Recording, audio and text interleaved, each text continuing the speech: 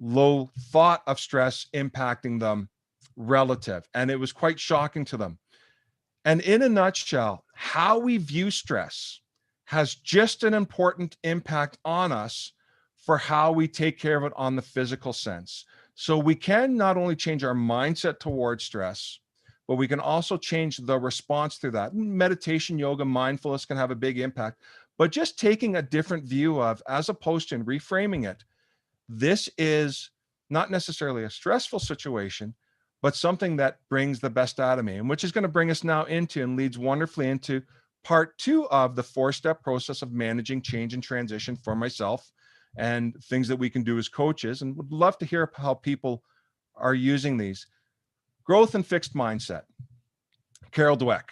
So failure is an opportunity to grow. Failure is my limit, is the limit of my abilities. So with the work from Dweck, the growth mindset, believing that we are adaptable, change can happen, whereas the fixed mindset, our skills and abilities are unchanged. They are set in stone. And there are a lot of great strengths that we can bring into with respect to a growth mindset that can help us develop that. And what was interesting was when we were going through the change and transition at work, one of the key things was helping the leadership team and helping the entire workforce manage the process of change. And this was one of the things that came up. And I was hearing a lot of the managers saying, well, working towards a growth mindset and being adaptable, colleagues were getting, good people were leaving the organization. There were people staying, being put in new positions. So a lot of change and upheaval, and how do we respond to that? And it really got me thinking, yes, we talk about a growth mindset, it's out there, but what are the pieces that really help to develop, cultivate that? Above and beyond just taking a mantra to that, one of the key things and very important pieces is a strength, and strength have a general role in that, but one in particular, self-compassion. And Krista Neff, Chris Germer, a lot of work done by them. And in a nutshell, what it came down to, and just going through some of the literature, the sense of self-perception, so a positive view of oneself came up, counters the critical self-talk, and then going back to growth mindset. Here was the really big piece.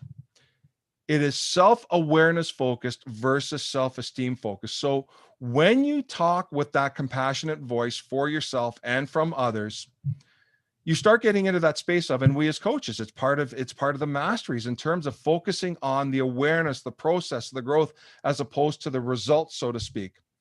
And when you start talking in this compassionate voice to yourself and from others, you start focusing on the process, the development, the strengths, as opposed to the accomplishments. And that was one of the key things with respect to self-compassion and its role in helping to develop a growth mindset. So those 3 key points there from looking at the literature were instrumental. So there's 2 exercises that really can help with that process of developing compassion and that growth mindset. So exercise 1, how would you talk to a friend? And I put this question out to the individuals here on this call, our colleagues, our fellow coaches. When you've had something difficult happen to yourself, how do you talk to yourself? And when you compare that, how would a friend talk to you? Or if a friend had something tough happen to them, how would you talk to that person? And whenever I've posed this question in different talks or different scenarios, the answers are quite often different. How we talk to ourselves is very different than how we talk to a friend or how a friend would talk to us. So one of the key things that we can do to ourselves is give ourselves that compassionate voice. So just bringing into our mind, how would a friend talk to us, or how would I talk to a friend?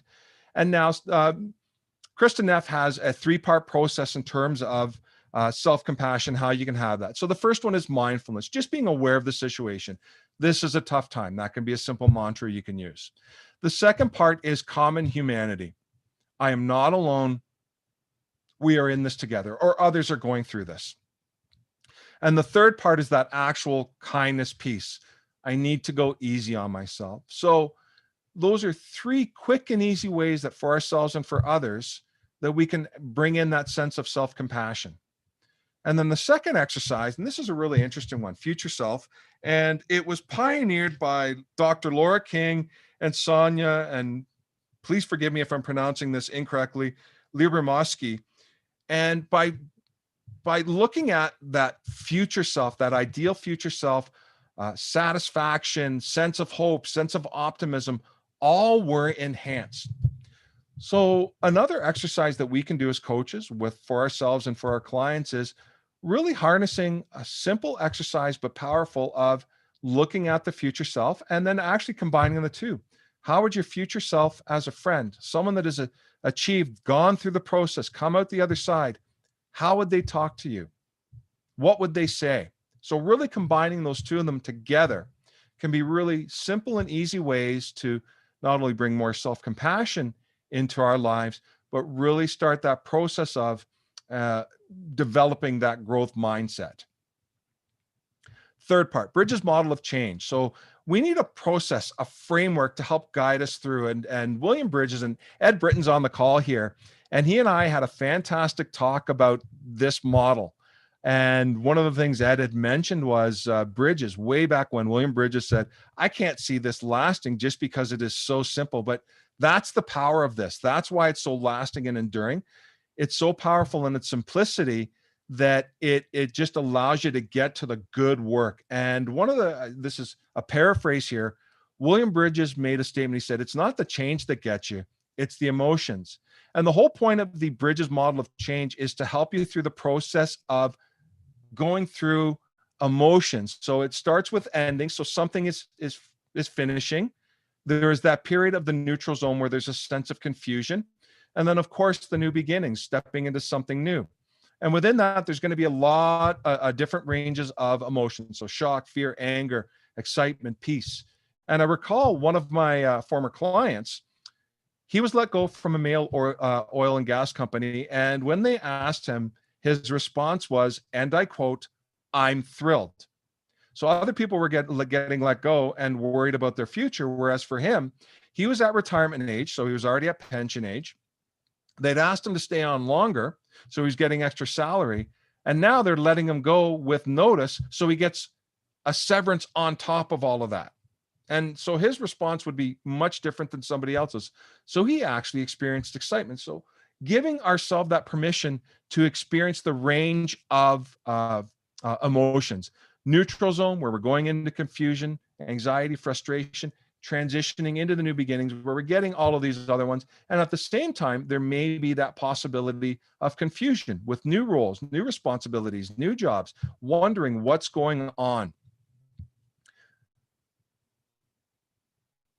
I took that for myself and turned it into something different. And combining the Bridges model for change from positive psychology, something called mental contrasting, where by starting with, and this was one of the keys, starting with that ideal. So let's say future self, the positive outlook, the vision of where we want to go, and then comparing our current reality to it.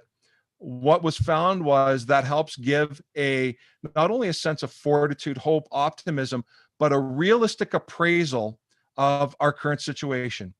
And so we start with the direction. Second part is, of course, the release. And we talked, and we can bring back in now the release, not only from the mind and body, but just getting into that space of, and those are the just going off. I think of Disney and Tinkerbell, two fairies born of the same laugh, and just the dandelions and just going off, and just this wonderful thing where we just let it go off into space peacefully. And then, of course, the third part, effort, the work that we put in, but putting it in a special way with a sense of release. And of course, the Zen circle, transformation, but limitless strength, what that means. And it may not be perfect, but there is the starting, the beginning, the end, and that mental transformation, that personal transformation, connecting into unlimited strength. So going through that 4-step process. So this, in essence, is almost like a 4-step process within a 4-step process of how we can manage change. First place to start, these were questions that I asked myself. These were questions that I asked the leaders at work and the general workforce. So where are we now and where are we going?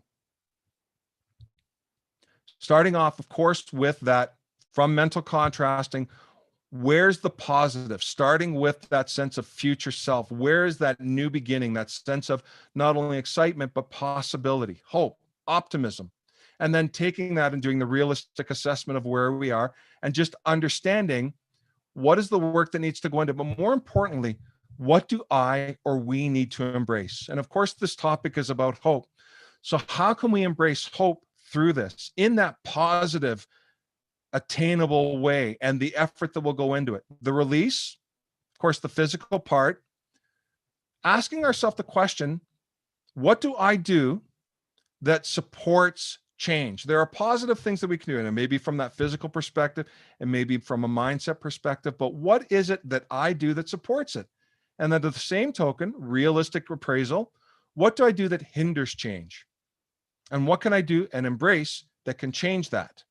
And of course, that endings from the bridges model, what do I or we need to do to complete, to give it that sense of, there is going to be a sense of, I don't even know if necessarily remorse, but that grieving process can come up in this. Colleagues that we're no longer working with, job, change, whatever it may be, there's that sense of grieving. So what do I need to do to complete? And if it comes up again, how do I complete it in the process? So with effort, what is still unknown? How do I return that sense of control? So when I was given notice, I said, wow, this is pretty interesting, but this is a wonderful opportunity for me to really look at not only myself, but what I want for me and my family. And looking at where do I want to take my career and really focus on shifting away from health. And believe me, I value it. I am passionate about it. But as the primary, and as I've shared with my colleagues in the Canadian chapter, it was a career expression that I held on to way too long and kept me from other passions with respect to organizational change, organizational performance, leadership development. Holding on to that, bringing that in and supporting them with the process, more than welcome to. But at the very top, held on to that way too long. So this gave me an opportunity because one of my roles within my current position was still focused on health. I couldn't control that they gave me notice, but what I could control was, how do I reach out now? How do I focus on what do I want to change and where do I want to go with respect to career? And one of the things, going back to just the release, a mantra that I've taken on that has just been so instrumental was, I trust that I'm being guided. And whether that you want to call that from a spiritual perspective or in the moment, I trust that I'm being guided. So it just had me focus on being mindful of the here and now, responding to the moment, responding to what's in front of me and what I can control, and just doing the work from that perspective. And then, of course, the transformation as we go through this process. So this 4-step within 4-step, how do I or we embrace hope?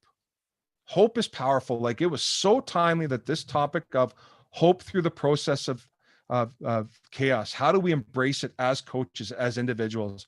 Incredibly timely, not just for now, but what it stands for as a strength. What else do I need to embrace?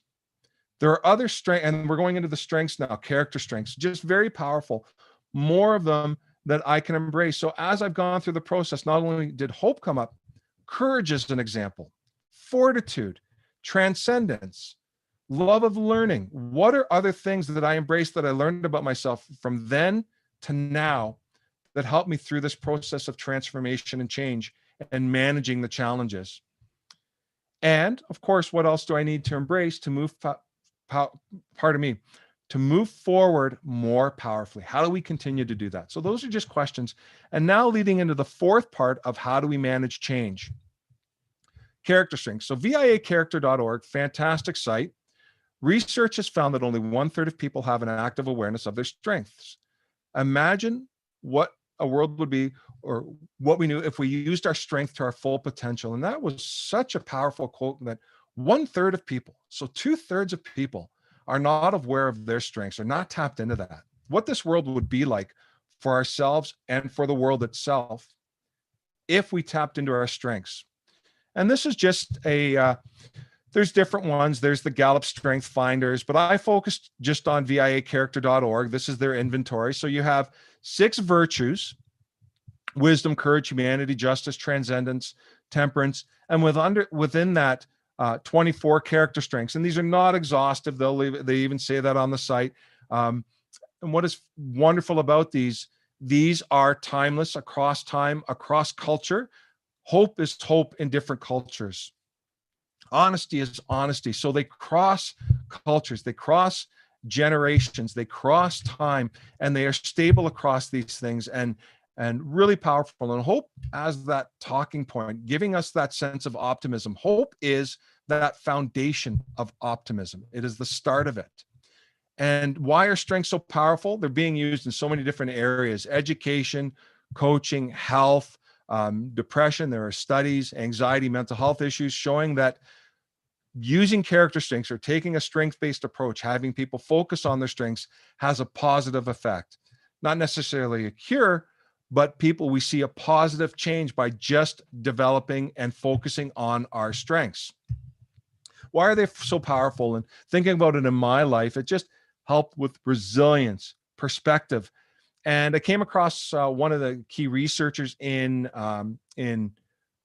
character strengths, Ryan Nemec, and he said the 6 functions for thriving in times of adversity and opportunity. So they do essentially 2 things, and it's not like they're 2 separate things. So opportunity functions and adversity functions, they interconnect the strengths. So just going back to Carol Dweck, growth mindset, within challenges, we find opportunity. So it's not like they're mutually exclusive. So within the opportunity, it primes us. It gets us awareness of our strengths and how to use them. Mindfulness has us aware of the present reality. So if we go back to the mental contrasting, making an accurate assessment of what's going on and doing it without a sense of judgment. Appreciation, finding service for what has occurred. So in the challenge, finding something of value. And just, this isn't for myself, it was that opportunity for really great critical reflection of what is something that I'm not just passionate about. What is the calling? How do I want to express myself? How do I want to be of service? And this has provided the opportunity for that. The adversity functions, buffering, and going back to, let's just say, mental health, within this work of character strengths, what was found in working with PTSD, depression across different studies, it helped, quote unquote, and I don't know if I'm necessarily getting the right word, it helped temper the response. So if it might have been higher, putting in the intervention of character strengths actually lowered the intensity of it. So it has that buffering and not preventing the problem, so to speak, but tempering it down. Reappraisal, giving the situation a new interpretation, a reframing of. So it helped to develop that growth mindset. And resilience, of course, responding to setbacks and problems with a sense of strength. So that is just a quick overview of just the power of hope as one of those strengths and virtues, and then this whole library of other strengths around it that can help us through this process and our clients through the process of change and challenge. And that really brings us to the end here. So rise to the challenge by harnessing hope. It gives us purpose, perspective, direction, and strength. It connects us to our why, what's important, that deeper sense of meaning. It's been that process, that seed of faith. I trust that I'm being guided in this whole process, whether it is the moment itself or something bigger. It gives that sense of peace, that sense of faith, that sense of hope, sense of support. Just wonderful colleagues, 2 of them on this call that are in my chapter. But the fact that there are 30 plus more on here just gives you that sense of support and connection. We have wonderful beings, people around us that we can not only connect to, but we are connected with. And strength, that sense of resilience. And it just gives us that drive to persevere. So on that note, thank you all for your time, your energy, and your listening. And we've got 15 minutes. If there's questions, we can address them. I know Terry had mentioned that we can also address them after too, but we've got some time here to open this up to dialogue. Love to hear from the group. Yeah, absolutely. I think that we should make sure that if people have questions, that they have an opportunity to put them forward. As we're waiting for perhaps some of those questions to come in, I want to just say a huge thank you to you, Marco Iafrate, for sharing your own experience, your personal experience, and helping us all to rise to the challenge. I think about these tools and resources that you're bringing to our attention to rise to that challenge. And I appreciate how you're adapting things like the Bridges model of change with the 4 elements that you described: direction, release, effort, and transformation. Greatly appreciated, my friend. Thank you so much for that. Thank you. Thank you all, and just an absolute honor and pleasure. Now, I have there is a question that's come in. This one from Beepen, and the question starts with just a quick comment. The journey from knowing one's strength to actually implementing it could be a challenge too. Any insight that could be shared on how to overcome it? Just wonderful, and thank you for asking that question. And for myself, fear gets in the way at times. Like I just look at how fear has. I look at how life has impacted me, and we as human beings, sometimes that critical voice starts get going. I'm going to go back to just some of the just starting off with compassion. So there's the knowing of one's strength, and then the actual implementing, and then that little critical voice that can pop in there when we don't implement it. Oh, see, you didn't do it. So starting off course with that compassion, just practicing those mantras of, not even mantras, the way of being of the 3 parts. So I'm experiencing a challenge, implementing the strength.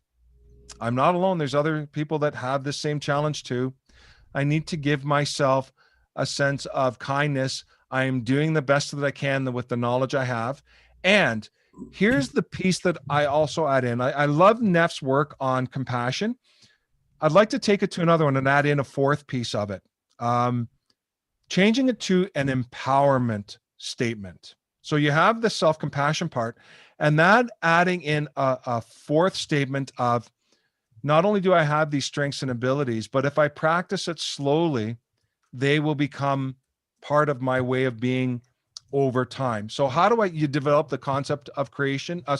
Going back to that, with my work in health and wellness, and going back to neuroplasticity and change, start small, find small wins, take that strength. How can I express that strength in reality, and knowing and implementing? You mentioned that. What is a way that I can express that strength? It could be as simple as, let's talk about compassion, a hug to a friend, a hug to a family member. One of the ways for me that I did that, my daughter is so playful, and when she was young, she'd always jump on my back, and it was work, and, oh, daddy's got to go. And I really regretted not letting her do the piggybacks. And then one day I said, and my wife gave me a really great comment. She goes, do you want your daughter to remember you as the dad that said no, or the dad that gave her the piggybacks? Anytime my daughter asked me to give her a piggyback, and I had a sense of regret around that, sure, we would be out in the mall, we would be out in the parking lot, it would be in the house. Anytime she said, Daddy, can I have a piggyback? I gave her a piggyback, because there would come a day, and it's come, where she no longer wants the piggybacks. So there's a small example of that love, compassion, connection, and just practice it. Say yes. I hope that answers the question, but start small. Neuroplasticity, changes happen over time. Start small and implement the new change, and then just grow it and grow it and grow it. I hope that I answered that. And compassion. Marco, can I have a piggyback? Next time I see you, Terry, absolutely. I like to see that. Right on. Listen, I got to tell you that not presenting provides quite an opportunity to read through the comments that are coming through. And one of the comments that I found was just so rich came from Ed Britton, also from Calgary, and one of our Canadian IAC members. he says, thank you, Marco. The Bridges model, in relation to that, he says that he has started to call the neutral zone the creative zone. I just love that. I think it's such a powerful way of looking at it. He says, but it is a quiet creative zone, allowing the subconscious to do its work. How might you develop the concept of creation in the neutral zone? Okay. Ed, love you. Fantastic. Great point. One of the things is we need to get Ed speaking about that, because with his Not My Retirement Rebel and really helping people connect to that sense of creativity and seeing Ed's work. Ed, you're getting called out because you got to do this, buddy, because you've got some great work. How do we develop the concept of creation in the neutral zone? I think that's fantastic. So that sense of confusion. There's a few simple things that I've done for myself. Variations of, we'll call it the heaven hell exercise. What don't I like? What do? So starting off, if I'm confused, and again, that neutral zone, and I love what you call it, the creative zone, where you get to express and find and explore. That is a much better use of that zone. And one of the things, if we're uncertain, start off with what don't I like? Let's just take a career or a position. What don't I like about it? And on the other side, write the exact opposite. So if it is time intensive, I want flexibility of freedom. If it is too analytical, I want something more expressive. So starting that process of, and it's simply just put one foot in front of the other. We learn by doing, we learn by experiencing what we don't want. So how might we develop the concept of creation? Start. If people want to start speaking more, start speaking. Go to your local chamber of commerce and see if you can go there. Local nonprofits. Start. And by getting out there and speaking, and I'm just taking that as an example because we're doing this right now, speaking on your association calls, you start to hear from other people and start to identifying the niche and that sense of certainty. Get out and do in small ways. Identify what it is that you want to do, even if you have that confusion, and just what's a small action I can take that starts moving me forward on the path. Great questions, great interactivity. We have a couple of more questions in the chat, but first I'm going to go to Lewis. I believe you have something that you wanted to share as well. Questions, comment from you? Thank you, Terry. Number one, Marco, what an enlightening presentation you have given us today. I loved and enjoyed every bit of it. So well put, so well supported, and it really gets under my skin in the best way possible. Okay, because it really brings me from the conceptual part. This is such and such and such, and we create such intellectual constructs that keep us intelligent. But then we do not embrace things properly. Your presentation moved me very nicely, profoundly, and finally say that I would not only embrace everything that you shared today that I celebrate, but I would encourage everyone to that last part in which you call for small gains.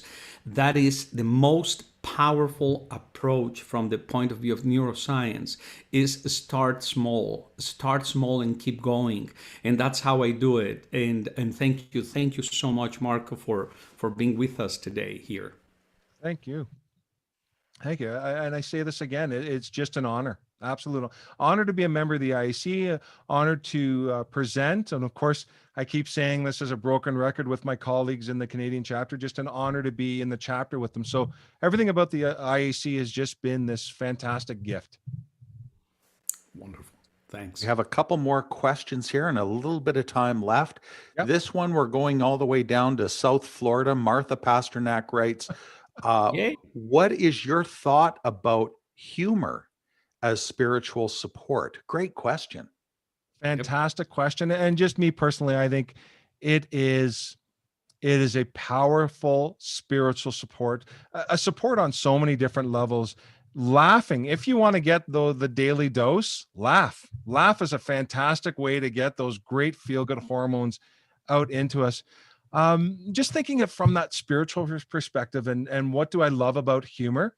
It connects us back to that child, that openness again. And that's what I love about, and if you want to call that spiritual, going back to how we were as kids, we were just so open to the world and possibility, and connected to a sense of wonder. And if I think of spirit, I think of wonder and awe.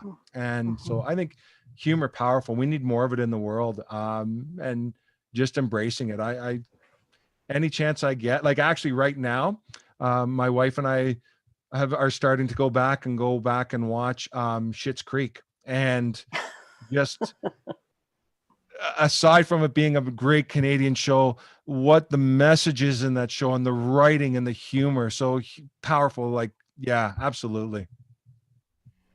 Thank you, Marco. I think And yeah, yeah, my your history thoughts. is in healthcare also, Yeah. and I noticed that there's so much humor involved in life, where we take ourselves so seriously, as Luis was saying, and if we just catch those moments of joy and laugh out loud, I agree, it's very important. And Yeah. my colleagues are, sometimes tease me about it, that I'm always looking for the funny part. So I thank you love for how I love how a Thank lot you. of medical research has found that our bodies are filled with these things that they are now calling mirror neurons. And I'm sure Lewis could probably speak to this. Emotions are just so contagious. I'm going to share a quick video with everybody and you guys can link to it later. This will guarantee that you get a good smile and good laughter today. Thank okay, you. Last good. last comment or question that we had on here, really a comment, again comes from Bipin, and Bipin writes, "Could you please share the last practice under transformation in your model again?" Is there Okay, any way that you could absolutely. pull that up, the last practice that you had under transformation? I'd have to go back and to share, and I'm just I could I'll just talk about it and then I'll try and bring it up. So really, the last part of that transformation was going back and then looking at so what is the not only the new beginning, but where do I want to go? What do I want to embrace? So of course, looking at that from the perspective of hope. So how can I, or how did I? Because now we're at that process and looking at the evolution of where I was to where I am now, the transformation, giving ourselves the not only the compliment but the acknowledgement, that self-love of I transformed, whether small, big. I'm a firm believer in there's no magnitude to miracles. It's just we'll call it a denomination. Money is money, just like a dollar is a dollar and $100. It's just the denomination, but it still has value. So that miracle of transformation, looking back and going, how did I embrace hope? As I went through the process, and I started with hope as that foundation to give that sense of optimism, that sense of connecting to a sense of purpose, what gave me hope to strive to achieve or work towards. From there, looking back, what other strengths came in the face of fear? Did I express courage? So, what else do I need to embrace in that process? Or what did I embrace looking back? What were the strengths that I embraced that naturally came out, or the strengths that I naturally worked towards? And if you want the inventory, go to viacharacter.org to get that inventory of strengths, or the Gallup Strengths Finder. And what do I need to do consistently? So when we think about change over time, what are the habits and work that I need to do on a regular basis? So that was the essence of the transformation. Looking back on that limitless strength, that limitless power. This is wonderful. We've got one more comment asking for sharing these links on a more permanent platform. Yeah, they will disappear. However, we are recording this, so these should be carried through on the recording that we've got. Typically through Zoom, the Zoom platform, those will be saved. So look for those perhaps on certifiedcoach.org. Marco, I want to extend again a huge thank you for sharing skillful tools and resources to help all of us coach with hope through chaos. I also want to thank our wonderful audience today. We appreciate you greatly as well, especially all of your comments, the great questions. A special Absolutely. thank you to all who have submitted those questions and interacted with us through Facebook and here on Zoom. Don't forget to check out the International Association of Coaching further at www.certifiedcoach.org. And also, do not forget to mark your calendars for a great week ahead for all of the awesome webinar presentations that are coming up with the IAC's Quavatis Coaching. Just a quick reminder for you, starting tomorrow, Vicky Garcia will be talking about establishing a foundation of trust, how conversational intelligence creates hope in chaotic times. On Wednesday, December the 9th, we have a panel discussion, Through the Looking Glass, Reflection in the New Normal. Our panel discussion on Thursday, December 10th, is performance coaching for leaders, and wrapping things up for a week of fantastic and stimulating thought and perspective on Friday, December the 11th. Dr. Josie McLean, IAC President Dr. Shan Morthy, and Gonzalo de la Canal will be speaking about coaching for climate change. Thank you, everybody, for joining us today. We wish you the absolute best for today and for all time.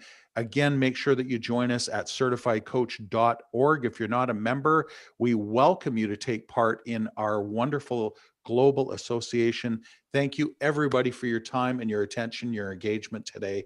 Take care, be well, stay safe. Open our Thank you. mics and just put our hands together for what we started today. Woo! Make a big noise. Thank you so much, Terry. Thank you, everyone. Thank you, Marco. Thank you Bye. all.